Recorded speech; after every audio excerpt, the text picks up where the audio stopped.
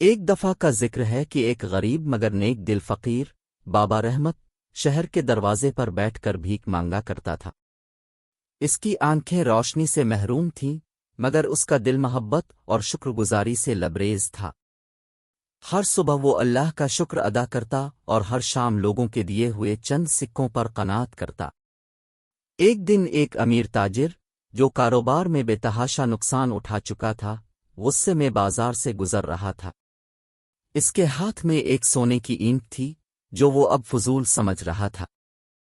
اس نے جھنجھلا کر وہ اینٹ بابا رحمت کے کشکول میں ڈال دی اور بولا، یہ لو بابا، شاید تمہارے کچھ کام آ جائے۔ بابا رحمت کو معلوم نہیں تھا کہ کشکول میں کیا گرا ہے، مگر وہ ہمیشہ کی طرح خوش دلی سے مسکرا کر بولا، بیٹا، اللہ تمہیں اور دے۔ شہر کے چند شریر نوجوان یہ منظر دیکھ رہے تھے۔ ان میں سے ایک نے کہا، چلو بابا کو بے وقوف بناتے ہیں۔ وہ بابا کے پاس آئے اور بولے، بابا جی، اب کے کشکول میں ایک عام اینٹ گری تھی، وہ ہمیں دے دیں، ہم اس کے بدلے آپ کو روٹی لا دیں گے۔ بابا نے مسکراتے ہوئے کہا، بیٹا، میں نے یہ اینٹ دیکھی تو نہیں، مگر جو میرے کشکول میں آ جائے وہ میرا نصیب ہوتا ہے۔ میں اپنا نصیب کسی اور کے حوالے نہیں کرتا۔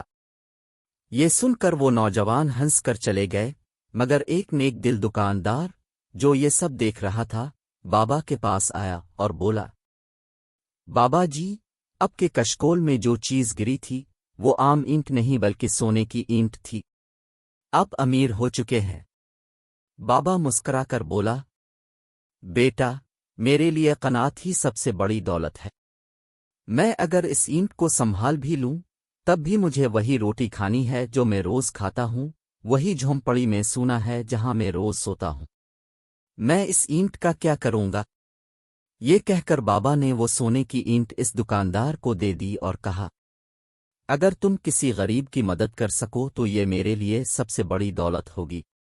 یہ سن کر دکاندار حیران بھی ہوا اور متاثر بھی۔ اس نے وہ اینٹ بیچ کر کئی یتیم بچوں کے لیے مدرسہ اور یتیم خانہ بنا دیا۔ دولت اور آسائشیں وقتی چیزیں ہیں، مگر اصل دولت دل کا سکون اور قناعت ہے۔ سچی خوشی دوسروں کی مدد کرنے میں ہے، نہ کہ دولت جمع کرنے میں۔